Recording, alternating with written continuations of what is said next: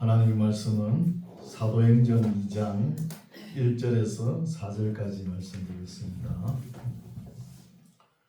사도행전 2장 1절에서 4절까지 말씀 제가 봉독에 올립니다.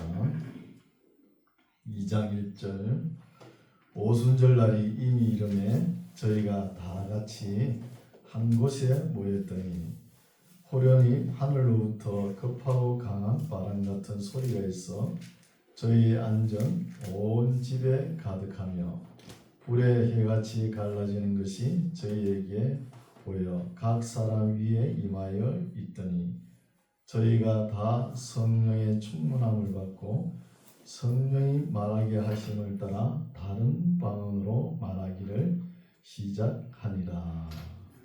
아멘. 할렐루야. 반갑습니다. 오늘은 추수감사절로 지키죠. 추수감사절이라 해가지고 우리는 뭐 한상 차리고 이런 거 없죠.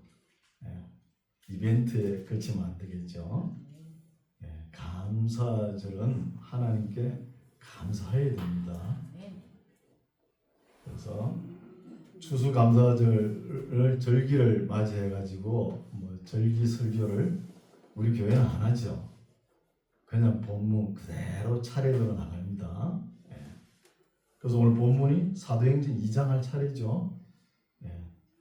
사도행전 2장부터 설교를 시작합니다. 사도행전 2장은 사실 어려워요. 내용을 보면은. 그리고 오해의 소지가 있는 말씀입니다. 그러니까 다 함께 살펴보겠습니다. 2장 1절 오순절 날이 이미 이르매. 우리가 유대인의 3대 명절이 있죠. 유대교 3대 명절이 6월절, 7칠절, 초막절이거든요. 그런데 여기 오순절은 7칠절도 되고 맵추절도 됩니다. 좀 더 나아가면 초실절도 돼요. 그래서 오늘날은 이 오순절 성령 강림절로 지킵니다. 우리가 이런 거 알아야 되겠죠. 그리고 초막절은 우리 오늘 추수감사절로 지키죠. 추수감사절도 되고 또 수장절, 장막절도 되는 거예요. 유대인들의 한 해 농사를 짓고 다 걷어가지고 김장을 담고 이제 겨울 준비가 끝나면서 하나님께 감사를 드리는 거예요. 이 세 명절 가장 중요하게 여깁니다. 그 중에서도 더 중요한 게 뭐냐? 세 명절 중에서 6월절이 더 중요하게 여기죠. 그래서 세계 모든 유대인들이 각각 흩어져 있지 않습니까? 흩어져 있는 유대인들이 고국 땅에 6월절을 지키기 위해서 온 세계에서 다가오는 거예요. 그래서 하나님께서 출애굽시키죠. 이집트 땅에서 탈출시키잖아요.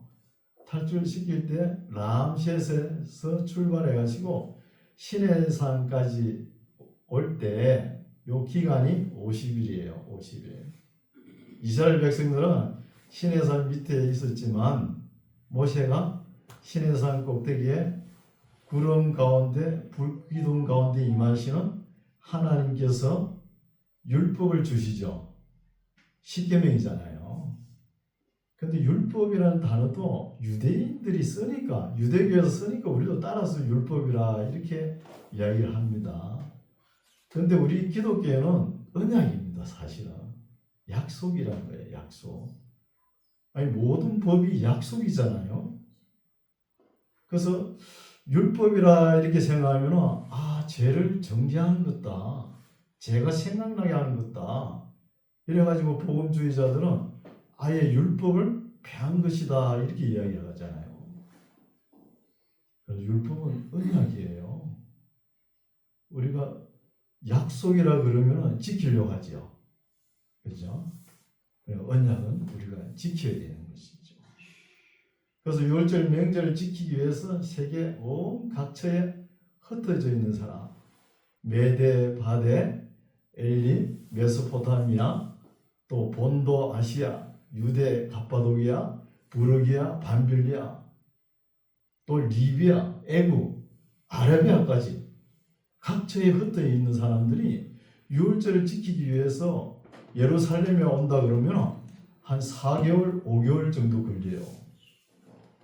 거기에서 출발할 때는 왔다 갔다 한 9개월, 10개월 되죠. 그러면 1년을 계획을 하는 거예요. 고국 땅에 한번 올라오면은. 와가지고 친구도 만나고 친척 집도 있을 거 아닙니까? 그게 좀 지내고 이러면은 1년이 그냥 가는 것이죠. 그게 또 경비가 얼마나 많이 듭니까? 많이 들 거 아니에요. 오늘날 성지순례 가면 어때요? 비행기 타면 11시간 만에 딱 도착합니다. 간단하지, 그죠? 그때는 얼마나 힘들겠습니까? 힘들겠습니까? 그래서 유월절 지키러 많은 사람들이 옵니다. 100만, 200만 명이 오는 거예요. 와서 유월절 지키고 가는 사람도 많지만 50일 후에 오순절까지 보고 가는 사람들이 많다는 거예요. 오순절까지. 이제 그런 분위기죠. 그래서 1절 보면은 오순절 날이 이미 이르매. 우리 예수님께서 십자가에서 돌아가시고 3일 만에 부활하시고 또 부활하신 모습으로 제자들에게 40일 동안 보이셨잖아요. 보이시다가 성천하시고 일주일 만에 성령이 강림하는 거예요. 그럼 딱 50일째잖아요. 50일째. 그래서 오순절 날이 이미 이름에 저희가 다 같이 한 곳에 모였더니, 이 말씀도 좀 생각해야 되겠죠. 한 곳이라는 것은 우리가 대개 생각하기를 마가의 다락방이다 이렇게 생각을 합니다. 그러나 이것도 이 성경에 마가의 다락방이라고 이렇게 기록되어 있습니까? 안 돼 있잖아요. 증거할 수가 없는 거예요. 여러 방면으로 생각할 수 있습니다. 또 다른 한 곳으로 생각할 수 있어요. 성전 안에 한 집을 생각할 수 있는 거예요. 왜 그러냐 하면은 다락방 안에서는 120명 문도가 있었잖아요. 120명이 있었는데 다락방 안에서 성령이 임할 때 갑자기 급한 바람같이, 그죠? 불의 해같이 임했는데 120명이 앉아있을 때는 문을 잠갔어요. 문을 다 닫아놓고 있은 거예요. 닫아놓은 상태에서 있었는데, 아침 오전 9시부터 사람들이 막 지나가면서 미쳤다 이런 소리 할 수 있어요. 문이 닫혀가 있는데 그 안에서 그러는데, 성령이 임하는데, 그런 걸 보면은 이 마가 다락방이 아닐 수 있다는 거예요. 좀 넓게 생각해야 되는 것이죠. 그럼 어디냐? 예루살렘 성전 안에 한 곁에 한 집일 수 있다는 거예요. 충분히 가능하죠. 그때 예루살렘 성 안에는 유월절을 지키러 온 사람이 오순절까지 보고 가니까 많은 사람들이 모여 있었을 거 아닙니까? 오고 가면 그런 분위기를 볼 수 있어요. 그렇죠? 그리고 성전하고 마가의 다락방하고는 상당한 또 거리가 있습니다. 거리가. 3절 불의 해같이 2절 호련히 하늘로부터 급하고 강한 바람 같은 소리가 있어 저희 안전 온 집에 가득하다는 거예요. 그러니까 성령께서 강림하시는 모습이죠. 그렇죠? 가득하며 불의 해같이 갈라지는 것이 저희에게 보여 각 사람 위에 임하여 있더니 하는 거예요. 이건 이례적인 사건입니다. 한 번 딱 있는 거예요. 우리가 오늘날 교회에서 기도하면서 방언이 터지고 뭐 이렇게 불이야 성령 불이야 이게 아니에요. 이거는 갑자기 임한 거예요. 120명 문도가 있었는데 그 자리에서 갑자기 성령께서 임하시는 거예요. 거예요. 보여 각 사람 위에 임하여 있더니 4절 저희가 다 성령의 충만함을 받고 성령이 말하게 하심을 따라 다른 방언으로 말하기를 시작하니라 하는 거예요. 여기는 다른 방언이라 그래가지고 오늘날 기도하면서 해가 막 꼬꾸라져 가지고 알아듣지 못하는 이상한 소리, 그 방언이 아니에요. 여기는 다른 방언, 다른 언어, 헬라어로 헤테로스라고 그러거든요. 다른 언어라는 거예요. 그리고 방언이라는 단어는 글로사예요. 여기 4절에는 글로사로 표현했거든요. 헬라로 보면. 그래서 다른 방언은 조금 더 살펴보면은 8절을 먼저 보겠습니다. 4절에는 글로사라는 헬라어로 방언을 했는데 말로 했단 말이에요. 근데 8절에는 듣기를 어떻게 들었느냐, 그게 되게 나오죠. 우리 각 사람의 난곡 방언, 이 난곡 방언은 디알렉토스라고 해요. 난곡 방언이 뭐예요? 우리가 태어나면서 쓰던 언어, 사투리, 이거예요. 지방 언어예요. 디알렉토스가. 그 듣기로는 지금 세계 각 도처에서 15개국에서 왔잖아요. 15개국어로 다 들었다는 거예요. 다 들었다는 것입니다. 그래서 우리가 볼 때 고린도전서 12장, 14장에는 기도 내용이 나오죠. 방언으로 기도하는 거, 뭐 영적으로 기도한다는데 그 기도하고 다릅니다. 우리가 기도할 때는 어때요? 하나님께서 받으시죠. 이거는 오순절 방언은 하나님께서 받으시는 게 아니에요. 그 누가 듣느냐? 이 기도 누가 받느냐? 15개 국어 말을 쓰는 15개 나라에서 온 사람들이 다 들었다는 거예요. 이해가시죠? 좀 어렵습니다. 이걸 갖다가 그냥 오해해가지고 오늘날 알아듣지 못한 이상한 소리 하는 거, 방언하는 거, 오순절 방언이다, 이렇게 막 이야기하는 거예요. 그 성경을 잘 몰라서 그런 거예요. 그래서 4절에서 여기서 다른 방언이라는 것은 글로사예요. 그리고 8절에는 난곡 방언은 디알렉토스예요. 다르다는 것이죠. 듣는 거하고 말을 하는 거하고 달랐다는 것입니다. 여기서 다른 방언으로 말을 할 때 120명이 앉아 있는데 그 12사도가 먼저 말을 했는지 똑같이 했는지 120명이 전부 다 일제히 동시에 방언으로 말을 했는지 또 각각 개인이 이렇게 딴소리를 했는지 정확한 건 몰라요.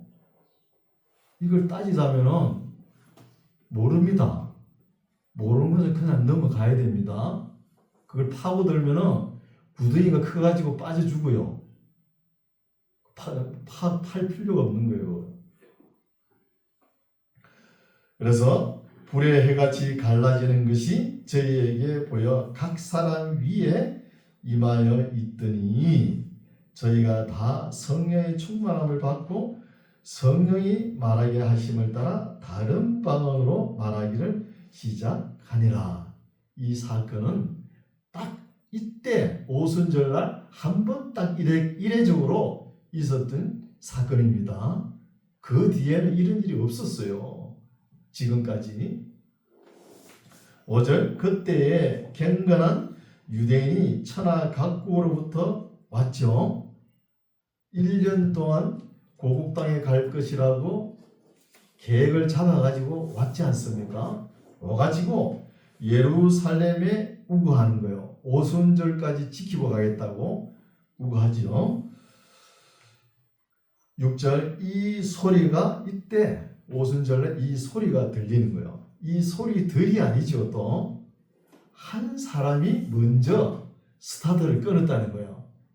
방언, 다른 말로, 그죠? 다른 방언으로, 다른 언어로 소리가 나면 큰 무리가 모여 각각 자기의 방언으로 제자들의 말하는 것을 듣고 소동하여, 처음에 한 사람이 이야기하다가 방언을 하니까 또 제자들이 또 방언을 했겠죠. 그 다음에 120명이 하고 많은 무리들이 따라서 했을 거 아닙니까? 하니까 소동이 일어나는 것이죠. 다 놀라 기이 여겨 이르되 보라, 이 말하는 사람이 다 갈릴리 사람이 아니냐. 저 지방 출신 변방 경상도 보리문댕이가 아니냐, 이런 소리예요. 순수 혈통을 하면은 유대인들이죠. 순수 혈통. 그리고 순수 혈통과 종교가 섞인 게 뭐예요? 사마리아인이잖아요. 아예 내놓은 지역은 갈릴리, 아예 이방 사람들이, 이렇게 12제자 다 이방 사람들이죠, 뭐. 그죠? 실제 보면은. 그죠? 그런 사람들이 와서 이제 다른 방언으로 이렇게 한다는 거예요. 성령 충만해가지고 성령 강림을 나타내는 것이죠. 8절, 우리 각 사람의 난곡 방언으로 듣게 되는 것이 어쩌미뇨라는 거예요. 뭐 12제자가 했던 120명이 했던 각각 개인이 딴소리를 했던 간에 듣기로는 15개 국어로 다 들었다는 거예요. 그렇죠? 대단한 일이죠. 그죠? 신비한 일이죠. 뭐 지방언으로 다 들었다는 것입니다. 9절, 우리는 바데인과 메데인과 엘림인과 또 메소포타미아, 유대와 가바도기아, 본도와 아시아, 부르게와 밤빌리아, 애국과 및 구레네에 갖고 온 리비아 여러 지방에 사는 사람들과 로마로부터 온 나그네, 곧 유대인과 유대교에 들어온 사람들과 그레데인과 아라비아인들이나 우리가 다 우리의 각 방언, 뭐죠? 앞에 나왔죠? 난곡 방언. 우리 태어날 때부터 쓰던 사투리, 난곡 방언이죠. 방언으로 하나님의 큰 일을 말함을 듣는도다라는 거예요. 말하기는 글로사로 했는데 알아듣기는 디엘렉토사로 알아들었다는 거예요. 난곡 방언으로. 지금 하는 방언은 뭐예요? 알아들어요, 못 알아들어요? 못 알아듣는 거예요. 알아듣지 못하는 거 왜 합니까? 할 필요 없는 거예요. 11절, 그레데인과 아라비아인들이라 우리가 다 우리의 각 방언으로 하나님의 큰 일을 말함을 듣는도라. 이렇게 듣는 게 신비하고 희한한 것이죠. 12절, 다 이제 놀랍니다. 놀라며 어가여 서로 가로되 이것이 어찐 일이냐 하는 거, 어찌된 영광고 묻죠.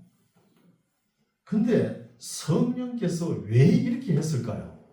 갑자기 바람같이 불의 해같이 임하했을까요? 하필 그 시기에.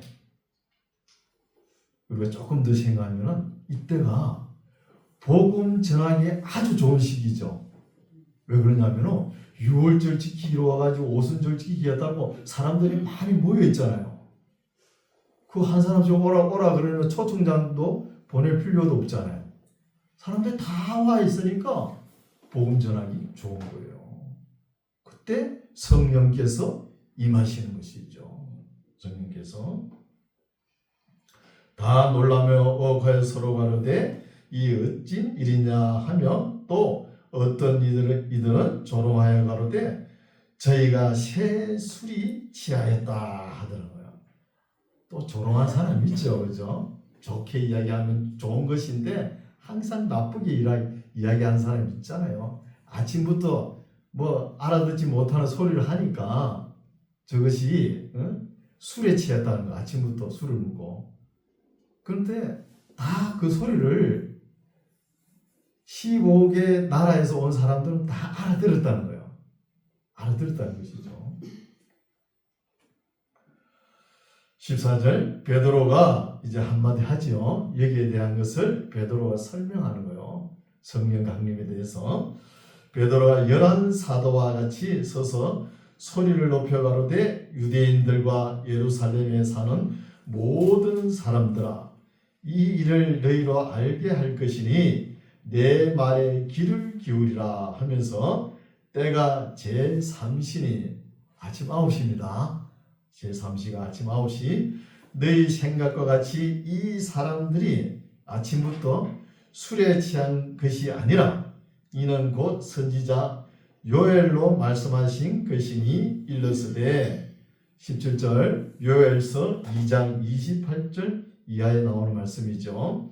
하나님이 가라사대 말세에 내가 내 영으로 모든 육체에게 부어주리니 너희의 자녀들은 예언할 것이요 너희의 젊은이들은 환상을 보고 너희의 늙은이들은 꿈을 꾸리라 했죠. 이렇다고 모든 사람이 말세가 되면 다 이렇게 된다 이 말이 아니에요. 그런 사람도 있다는 거예요. 그런 사람도 있겠죠. 그죠? 그래서 성령이 어떤 사람에게 적성과 믿음과 또 사명에 따라 은사를 나눠주시는 거예요. 믿음도 없는 사람한테 사명도 없는 사람한테 주겠습니까? 안 주는 거예요. 18절 그때에 내가 내 영으로 내 남종과 여종들에게 부어주리니 저희가 예언할 것이요 또 내가 위로 하늘에서는 기사와 아래로 땅에서는 징조를 베풀리니 곧 피와 불과 연기로다. 주의 크고 영화로운 날이 이르기 전에 해가 변하여 어두워지고 달이 변하여 피가 되리라. 우리 어디서 읽었죠? 계시록이 다 나오잖아요. 종국사적 종말에 대한 이야기는 사도 요한이 싹 정리를 해가지고 요한계시록에 책을 한 거 만들어 놨잖아요. 계시록에 보면은 신구약 성경에 다 종말 소설을 다 모아가지고 잘 정리해 놨습니다. 그런 걸 볼 수 있죠. 21절 누구든지 주의 이름을 부르는 자는 구원을 얻으리라 하였느니라는 거예요. 그런데 이런 말씀도 이런 본문의 말씀을 누가가 직접 들은 거 아니죠. 이 사도행전을 기록한 누가 선생께서 기록한 거 아니잖아요. 그러면 누가가 이런 말을 어디서 들었는가? 그 경로를 보면은 두 가지를 볼 수 있어요. 처음에는 사도 바울에게 들었겠죠. 항상 바울과 일평생 같이 동거하지 않습니까? 동행하지 않습니까? 그럼 바울에서 들었을 것이고 바울이 로마로 가기 전에 가이사라 감옥에 2년 동안 있죠. 우리가 앞으로 이제 볼 겁니다. 2년 동안 있으면서 누가는 굉장히 자유했습니다. 자유해가지고 누가복음을 기록할 자료를 많이 수집하죠. 인터뷰를 하고 그때 실제 본 사람들의 증언을 들어가지고 이렇게 많이 기록한 거예요. 근데 이 본문을 기록할 때는 누가가 볼 때는 이것은 본인이 직접 본 것도 아니고 또 누가가 그때 예수님을 믿은 것도 아니에요. 그 현장에 있은 것도 아니고 그래 다 들어가지고 이렇게 했다는 것입니다. 실제 목격한 사람들의 이야기를 들었거나 사도 바울의 말을 듣고 이 말씀을 기록했다는 것이죠. 22절 이스라엘 사람들아 이 말을 들으라. 너희도 아는 바에 하나님께서 나사렛 예수로 큰 권능과 기사와 표적을 너희 가운데서 베푸사 너희 앞에서 그를 증거하셨느니라. 예수님을 증거하셨느니라. 그가 예수님은 하나님의 정하신 뜻과 미리 아신 대로 내어준 바 되었거늘 너희가 법 없는 자들의 손을 빌어 못 박아 죽였으나 하나님께서 사망의 고통을 풀어 살리셨으니 이는 그가 누구죠? 예수님 사망에게 매여 있을 수 없었습니다. 다윗이 저를 가리켜 가로되 예수님을 가리켜 가로되 내가 항상 내 앞에 계신 주를 배웠으며 나로 요동치 않게 하기 위하여 그가 예수님 내 우편에 계시도다. 이러므로 내 마음이 기뻐하였고 내 입술도 즐거워하였으며 육체는 희망에 거하리니 이는 내 영혼을 음부에 버리지 아니하시며 주의 거룩한 자로 썩음을 당치 않게 하실 것이미로다.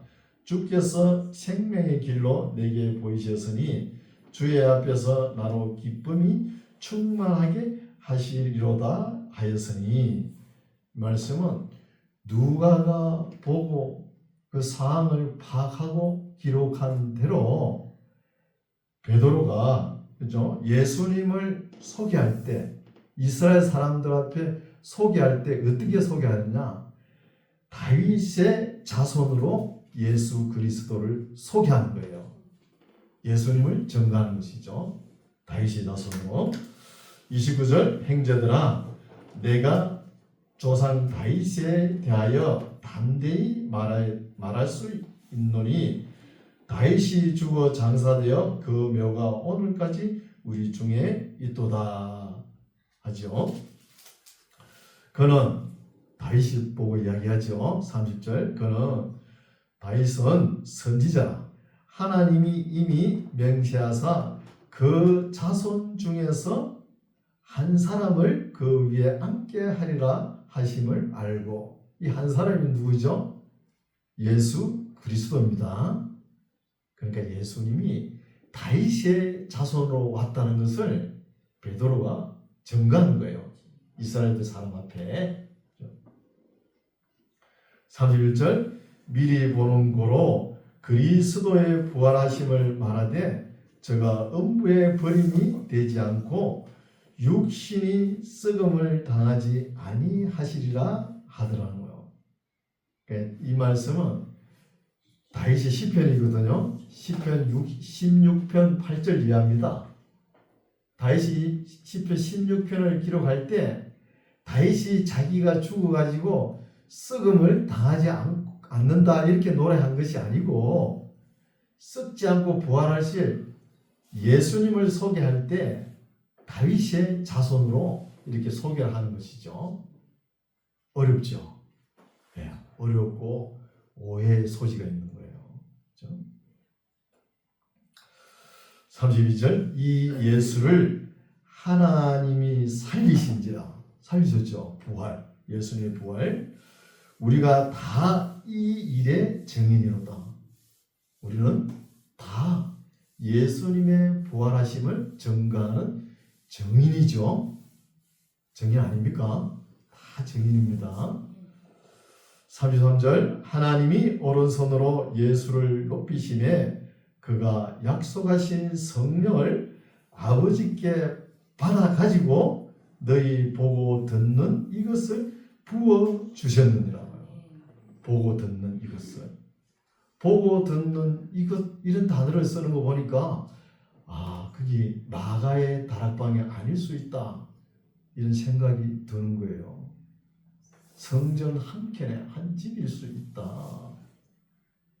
120명 문도가 모여가지고 자기네끼리 막 성령 받았네 그러면은 그 안에서만 통할 거 아닙니까? 근데 보면은 아침 9시에 뭐 길을 가다가 술에 취한 것 같다, 미쳤다 이런 소리를 했잖아요. 그런 거 보면은 마가의 다락방이 아니고 성전 한 켠이 될 수 있다는 거예요. 그렇죠? 될 수 있다는 것이죠. 그런 학설도 주장할 수 있다는 것입니다. 그렇죠?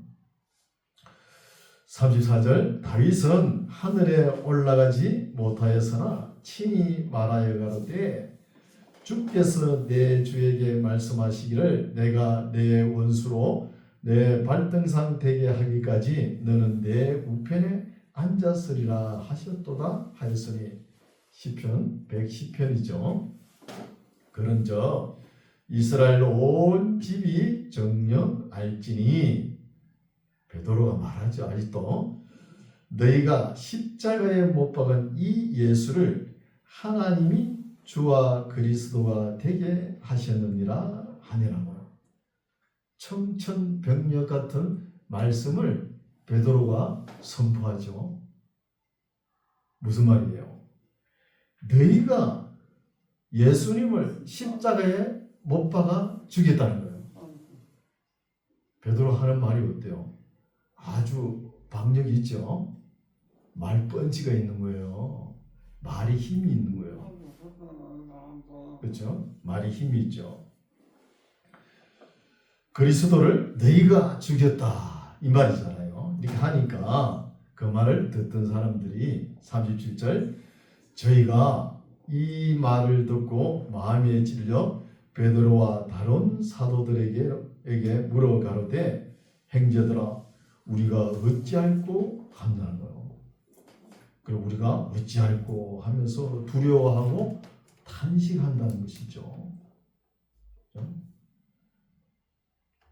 보면은 베드로가 말을 힘있게 하죠. 여러분 말을 힘있게 하는 사람들이 우리나라에서 보면 경상도 사람이죠. 말펀치가 세잖아요, 그죠? 세죠? 서울에서 목회를 하면은 서울 사람들은 잘 못해요. 경상도 사람 아니면 저 전라도 사람들이 목회 잘하죠. 그거 왜 그래요? 단순하고 투박하고 진리는 단순해야 되는 거예요. 단순하다는 거예요. 말 펀치가 있어야지. 서울 사람들은 성도들 눈치 보느냐고 말도 제대로 못해요. 저는 우리 교회에서 아주 자유롭습니다. 제가 하고 싶은 말 다 하니까 눈치 볼 건 뭐가 있어요? 없어요.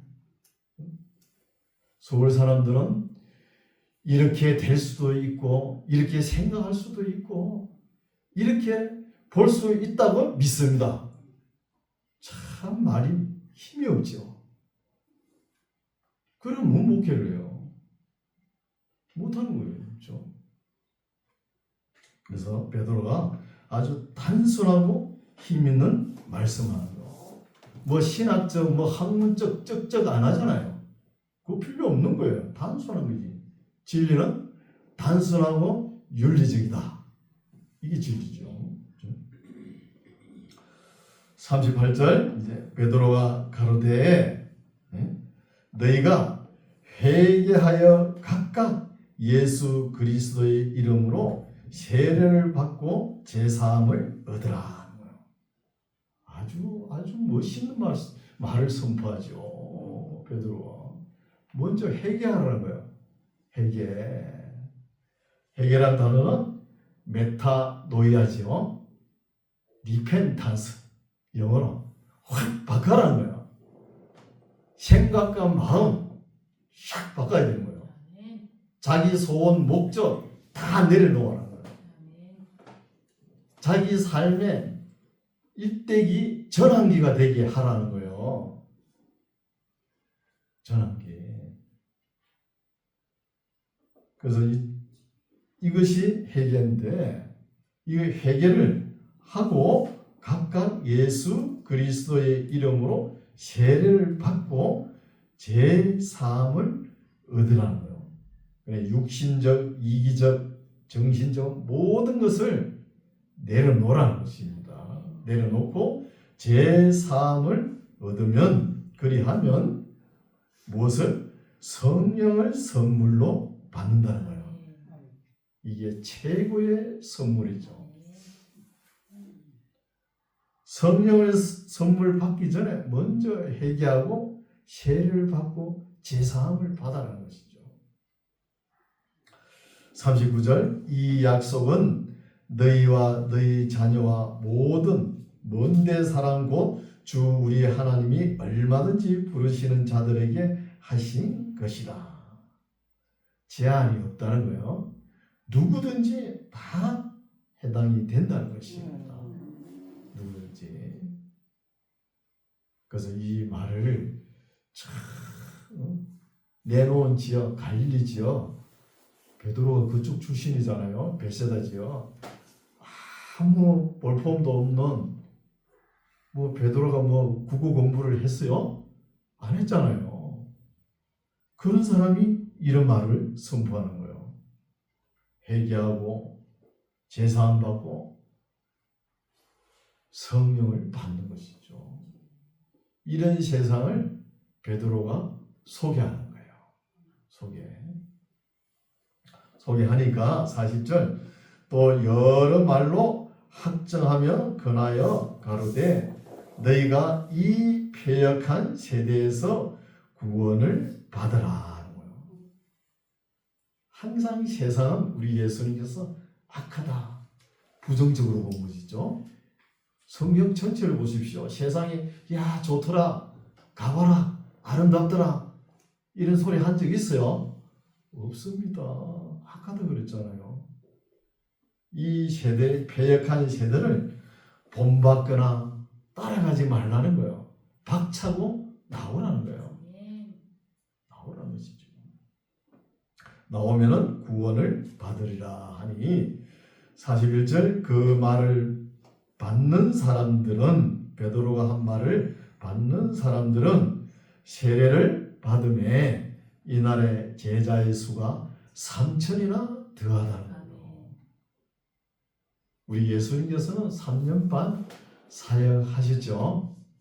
사역하시면서 나를 믿는 자들은 내가 하는 일을 저도 할 것이요 이보다 더 큰 일을 할 것이라 이렇게 말씀하셨잖아요. 그러니까 예수님께서 12제자로 시작했잖아요. 그 뒤에 70인 제자, 성천하실 때 500명 문도, 그리고 성령 강림할 때 120명. 성령이 임하니까 날로 믿는 자의 수가 더하는 거예요. 성장하는 것이죠. 물론 예수님께서도 한 3년 반 뿌려놓은 게 있겠죠. 그리고 모세로부터 지금 한 1000몇 년 뿌려놓은 게 있잖아요. 그럼 그도 느린 것이죠. 뿌려놓은 게 있으니까. 42절 저희가 사도의 가르침을 받아 서로 교제하며 떡을 떼며 기도하기를 전혀 힘쓰니라.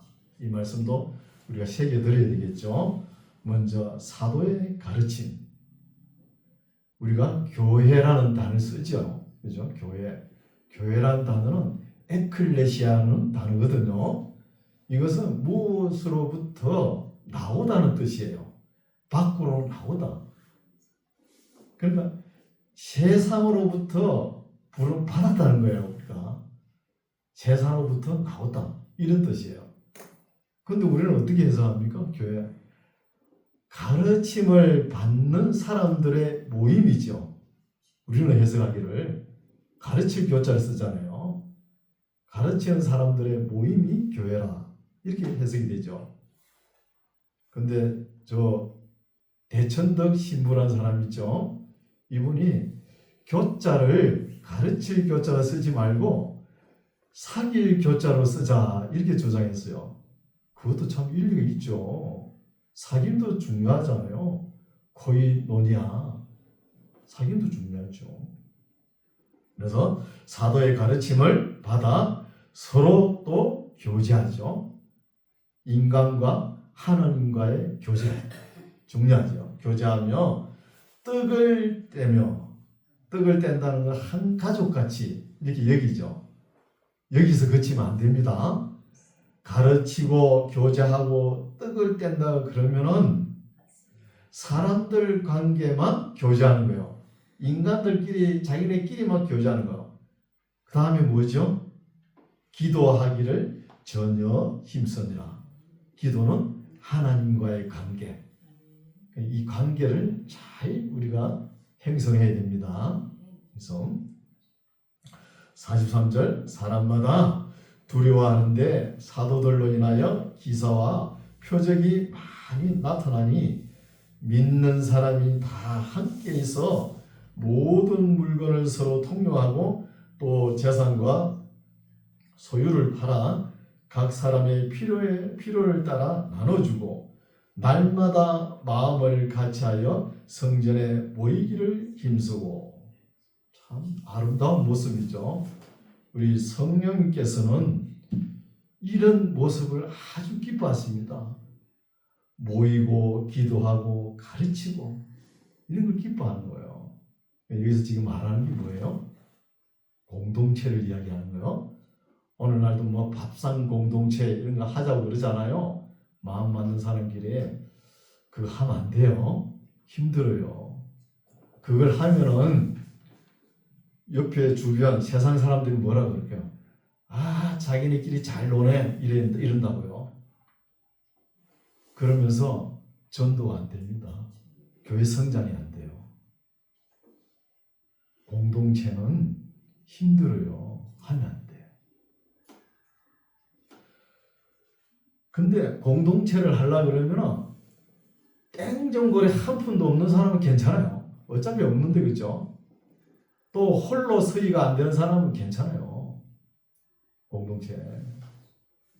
그런 사람 아니면 하면 안 돼요.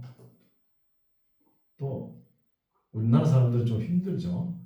일본 사람들은 잘합니다. 가능해요. 우리나라에도 전라도 사람들은 좀 가능해요. 일본 사람들은 하이 그러면 끝나잖아요. 지도자를 신임합니다. 또 정직해요. 일본 사람들이 하는 거요. 근데 제일 안 되는 사람이 경상도 사람입니다. 난 사람마다 자기가 장군인데 뭐 내가 대장이라고 그러는데 뭐 안 돼요. 경상도 사람 안 됩니다. 또 충청도 사람 됩니까? 이건 충청도 사람들은 세상 끝날까지 가봐야 알아요.